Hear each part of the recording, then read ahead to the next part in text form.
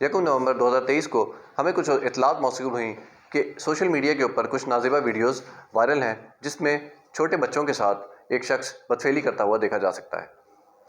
جیسے یہ خبر ہمیں ملی، ڈی پی او فیصل شہزاد صاحب نے اس کا فوری نوٹس لیا اور میری یہ ذمہ داری لگائی کہ میں جلد سے جلد حسب ضابطہ FIR دوں اور ملزم کی گرفتاری کا انتظام کروں۔ ملزم اس وقت تک روپوش ہو چکا تھا۔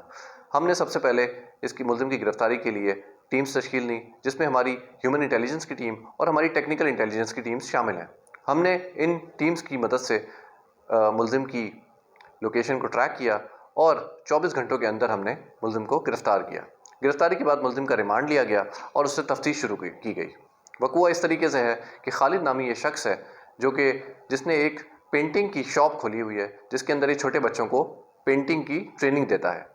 ٹریننگ دینے کے بہانے یہ اس بچوں کو اپنے شاپ میں بلاتا تھا اور بہلا پھسلا کے اپنے گھر لے جاتا تھا اور اس کے بعد ان سے بدفعلی کرتا تھا، ان کی ویڈیوز بھی وائرل کرتا تھا۔